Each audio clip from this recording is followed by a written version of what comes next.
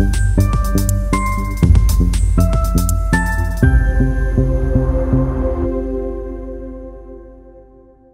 semuanya, hari ini kita akan membaca dari Kisah Para Rasul 6. Kisah Para Rasul 6. Pada masa itu, ketika jumlah murid makin bertambah, timbullah sungut-sungut di antara orang-orang Yahudi yang berbahasa Yunani terhadap orang-orang Ibrani, karena pembagian kepada janda-janda mereka diabaikan dalam pelayanan sehari-hari. Berhubung dengan itu, ke-12 rasul itu memanggil semua murid berkumpul dan berkata, "Kami tidak merasa puas karena kami melalaikan firman Allah untuk melayani meja. Karena itu, saudara-saudara, pilihlah 7 orang dari antaramu yang terkenal baik dan yang penuh roh dan hikmat, supaya kami mengangkat mereka untuk tugas itu, dan supaya kami sendiri dapat memusatkan pikiran dalam doa dan pelayanan firman." Usul itu diterima baik oleh seluruh jemaat, lalu mereka memilih Stefanus, seorang yang penuh iman dan Roh Kudus, dan Filipus, Prokorus, Nikanor, Timon, Parmenas, dan Nikolaus, seorang penganut agama Yahudi dari Antioquia. Mereka itu dihadapkan kepada rasul-rasul, lalu rasul-rasul itu pun berdoa dan meletakkan tangan di atas mereka. Firman Allah makin tersebar dan jumlah murid di Yerusalem makin bertambah banyak. Juga sejumlah besar imam menyerahkan diri dan percaya. Dan Stefanus yang penuh dengan karunia dan kuasa mengadakan mujizat-mujizat dan tanda-tanda di antara orang banyak. Tetapi tampillah beberapa orang dari jemaat Yahudi yang disebut jemaat orang Libertini. Anggota-anggota jemaat itu adalah orang-orang dari Kirene dan dari Alexandria, bersama dengan beberapa orang Yahudi dari Kilikia dan dari Asia. Orang-orang itu bersoal jawab dengan Stefanus. Tetapi mereka tidak sanggup melawan hikmatnya dan roh yang mendorong dia berbicara. Lalu mereka menghasut beberapa orang untuk mengatakan, "Kami telah mendengar dia mengucapkan kata-kata hujat terhadap Musa dan Allah." Dengan jalan demikian, mereka mengadakan suatu gerakan di antara orang banyak, serta tua-tua dan ahli-ahli Taurat. Mereka menyergap Stefanus, menyeretnya, dan membawanya ke hadapan mahkamah agama. Lalu mereka memajukan saksi-saksi palsu yang berkata, "Orang itu terus-menerus mengucapkan perkataan yang menghina tempat kudus ini dan hukum Taurat. Sebab kami telah mendengar dia mengatakan bahwa Yesus, orang Nazaret itu akan merubuhkan tempat ini dan mengubah adat istiadat yang diwariskan oleh Musa kepada kita."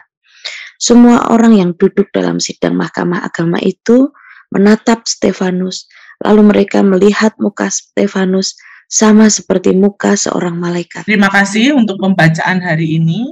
Ya, kita bisa melihat Kisah Para Rasul 6 ya. Kisah Para Rasul ini ditulis oleh Lukas, dia rekan seperjalanan Paulus.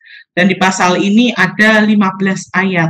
Nah, kita bisa melihat pembagian pasal dalam Kisah Para Rasul. Jadi kalau kita melihat tadi, ya Kisah Para Rasul 6 sampai 7 itu menceritakan tentang 7 orang yang dipilih untuk melayani orang miskin. Dan bagian berikutnya adalah Kisah Para Rasul 6, 8 sampai 15, yaitu tuduhan terhadap Stefanus. Nah, di ayat yang pertama kita bisa melihat ya, di sini dituliskan, pada masa itu ketika jumlah murid ini semakin bertambah, itu timbullah sungut-sungut. Jadi ada sebuah perselisihan antara orang Yahudi yang berbahasa Yunani ya, dan juga orang Ibrani. Nah, apa sih yang menjadi perselisihan mereka? Yaitu mengenai pembagian kepada janda-janda yang ternyata diabaikan dalam pelayanan sehari-hari. Nah, berhubungan dengan perselisihan tersebut, ya ke-12 rasul ini memanggil semua murid, ya berkumpul dan berkata, ya kami tidak merasa puas karena kami melalaikan firman Allah untuk melayani meja. Nah, di ayat berikutnya ya, ayat 2 sampai ayat 6 kita bisa melihat mengenai pemilihan dan pentabisan 7 orang yang akan mengurus persoalan itu.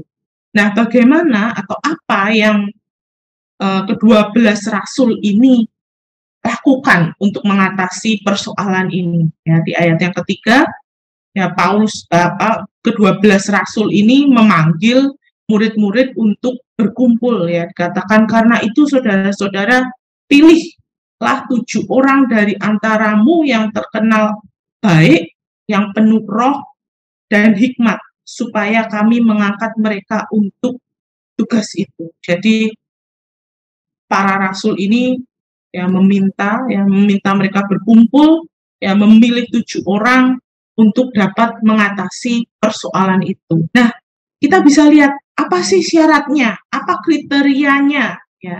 Kriterianya di sini dikatakan mereka adalah orang yang terkenal baik, penuh roh dan hikmat. Jadi para rasul ini menetapkan bahwa 7 orang yang dipilih itu dapat membuktikan bahwa mereka senantiasa, ya, atau pelayanan mereka ada dalam pengaruh Roh Kudus, penuh dengan roh.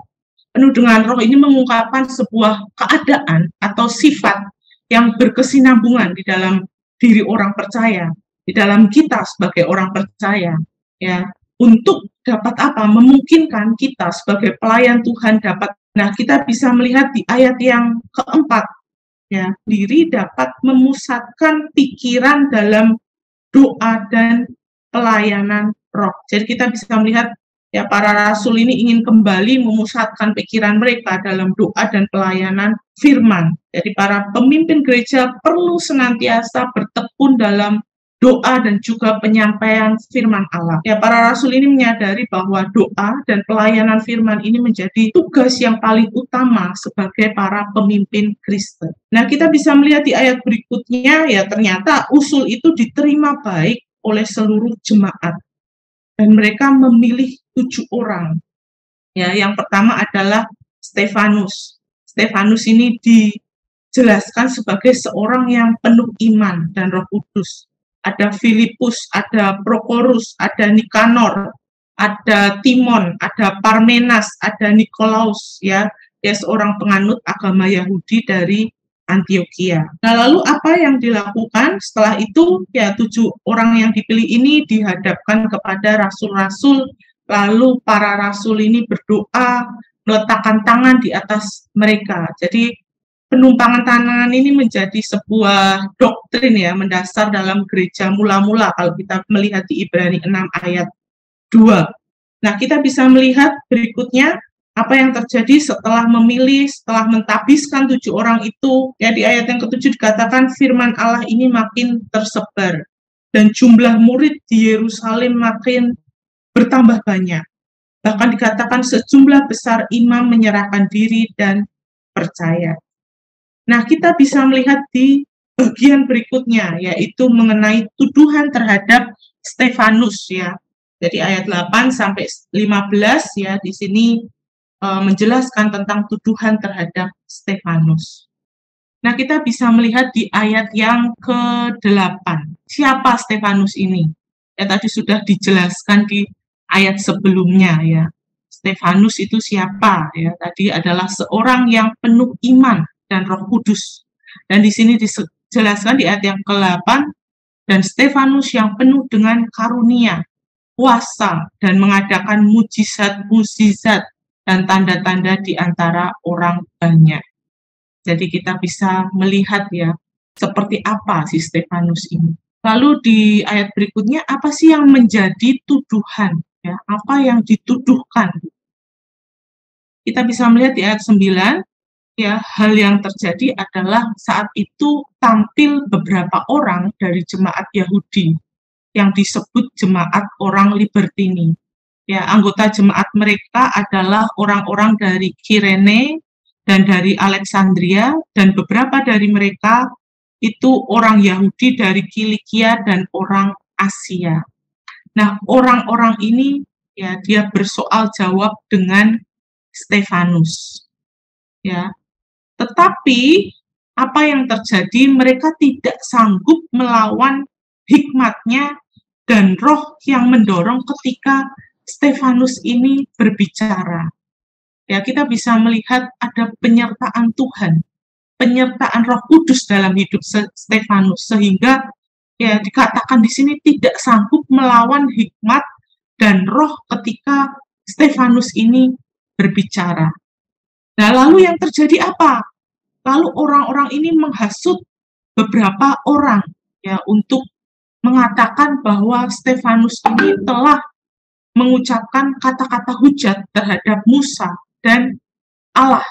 Nah, nggak berhenti di situ, mereka mengadakan suatu gerakan. Mereka menyergap Stefanus, menyeret, membawa ke hadapan mahkamah agama.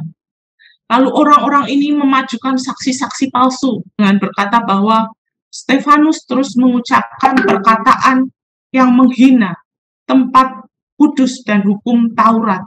Mereka juga mengatakan bahwa Yesus, orang Nazaret itu akan merubahkan tempat ini, mengubahkan adat istiadat yang diwariskan oleh Musa kepada kita. Nah, di ayat yang terakhir adalah semua orang yang duduk dalam sidang mahkamah agama itu dia menatap Stefanus, melihat muka Stefanus seperti muka seorang malaikat. Nah, kita bisa melihat di sini ya, dalam kehidupan gereja mula-mula, untuk menentukan pelayan Tuhan, itu tidak mengambil keputusan sendiri. Sekalipun mereka punya kuasa, punya otoritas untuk menentukan keputusannya. Tapi para rasul ini memilih 7 diaken yang punya syarat. Syaratnya terkenal baik, kesaksian hidupnya baik, berkualitas, reputasinya baik. Mereka penuh Roh Kudus. Jadi mereka melayani tidak hanya karena kemampuan mereka sendiri, tetapi mereka punya kemampuan yang dipimpin oleh Roh Kudus. Nah, tidak berhenti dari situ, ternyata syaratnya nggak hanya baik dan penuh Roh Kudus. Mereka perlu penuh hikmat, ya, perlu hikmat untuk memutuskan segala sesuatu. Nah, kenapa atau mengapa pelayan Tuhan itu harus memiliki syarat-syarat tersebut, ya? Kita perlu tahu bahwa itu adalah karakter dari Yesus, karakteristik dari Yesus. Yesus baik, dia penuh dengan hikmat, dia penuh dengan roh. Nah, karakter pelayan Tuhan harusnya seperti itu. Nah, karakter Stefanus ini nanti dibuktikan ketika dia menghadapi ancaman di mahkamah agama. Ya, bahkan di sini dikatakan mukanya sama seperti muka seorang malaikat. Nah, pertanyaannya, apakah kita sebagai pelayan Tuhan sudah memiliki karakter itu, memiliki karakteristik tersebut? Nah, di bagian berikutnya kita bisa melihat bagian tuduhan kepada Stefanus. Bagaimana Stefanus ini orang yang penuh roh, ya penuh dengan hikmat. Nah, kalau kita melihat Stefanus ini dijelaskan agak panjang ya dibandingkan nama-nama lain.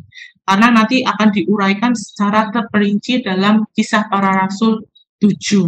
Nah, kita bisa melihat ada sebuah karakter yang berbeda. Stefanus dengan orang-orang yang menyerang Stefanus, ya. Orang-orang yang menyerang Stefanus ini adalah orang Yahudi. Dia tahu kebenaran, tapi dia nggak mau bertobat.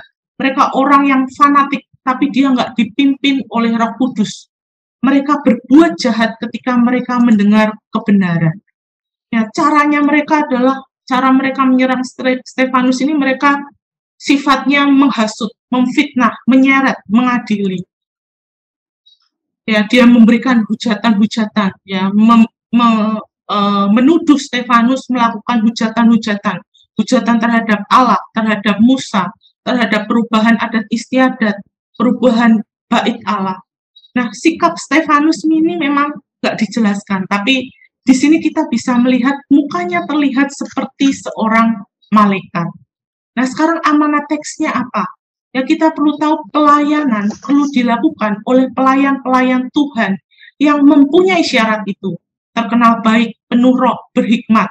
Ya, seorang yang penuh iman, penuh roh, hidupnya akan disertai oleh Tuhan, dituntun oleh Tuhan. Nah, aplikasinya, apakah saya sudah memiliki syarat sebagai pelayan Tuhan yang memiliki karakteristik terkenal baik, penuh Roh Kudus dan berhikmat? Apakah saya siap melayani dan bersaksi bagi Injil sekalipun ada ancaman, sekalipun ada penderitaan? Ya, terima kasih. Kisah Rasul pasal 6 ini dengan kita memuji Tuhan, kita minta supaya Roh Kudus hadir menjamah setiap kita, memenuhkan kita dengan urapan yang baru. Datang Roh Kudus, Rohku rindu. Roh Kudus, aku rindu dengan minyak yang baru urapiku, mengalir penuhiku, mengalir pulihkanku, kuasa-Mu bebaskan hidupku. Datang Roh Kudus, datang Roh Kudus, aku rindu dengan minyak yang baru urapiku, mengalir penuhiku, mengalir pulihkanku, kuasa-Mu bebaskan hidupku. Satu yang ku rindu bersekutu denganmu, bawaku lebih lagi tinggal di dalam-Mu, nikmati hadirat-Mu, jamalah seluruh hidupku. Kuasa-Mu mengubah hidupku. Teriak menyanyi putri berdoa.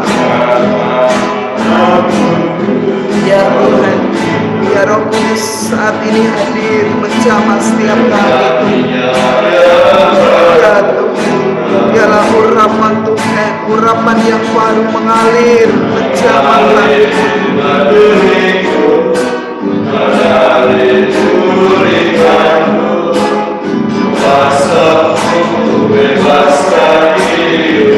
Putri menyanyi, putra berdoa. Datang Roh Kudus, aku rindu dengan minyak yang baru urapiku, mengalir penuhiku, mengalir pulihkanku, kuasa-Mu bebaskan hidupku. Bersama-sama kita menyembah-Mu. Aku rindu bersekutu denganmu, bawaku lebih lagi tinggal di dalam-Mu, nikmati hadirat-Mu, jamalah seluruh hidupku. Kuasa-Mu mengubah hidupku. Satu yang ku rindu, satu yang ku rindu bersekutu denganmu, bawaku lebih lagi tinggal di dalam-Mu, nikmati hadirat-Mu, jamalah seluruh hidupku. Kuasa-Mu mengubah hidupku, urapan-Mu mengubah hidupku, urapan-Mu mengubah hidupku, kuasa-Mu, kuasa-Mu mengubah hidupku. Kita berdoa supaya Roh Kudus memenuhkan kita dengan urapan baru, dengan roh hikmat, dengan hidup tetap menjaga kebenaran dan menjaga nama baik Tuhan. Mari kita bersama berdoa di hadapan Tuhan. Bapa di surga, Engkau melihat segala yang ada pada kami, pada saya dan keluarga. Tuhan, aku berdoa supaya Tuhan mengampuni segala dosa yang aku dan keluargaku lakukan di hadapan Tuhan, yang tidak memuliakan nama Tuhan, yang tidak membawa nama baik Tuhan dipermuliakan. Tuhan, biarlah Engkau layakkan kami, dan kami saat ini Tuhan, saya berdoa supaya saya dan keluarga saya dan seluruh Kami yang berdoa pagi hari ini, Tuhan urapi kami dengan urapan yang baru, supaya roh hikmat menyertai kami, supaya kami penuh dengan iman, supaya kami boleh hidup memuliakan Tuhan, membawa nama baik Yesus. Kami mengucap syukur Tuhan, karena Roh Kudus selalu memimpin kami di dalam kebenaran, dari waktu ke waktu, dari hari ke hari. Terima kasih ya Tuhan, terima kasih. Di dalam nama Yesus kami berdoa dan mengucap syukur. Terima kasih.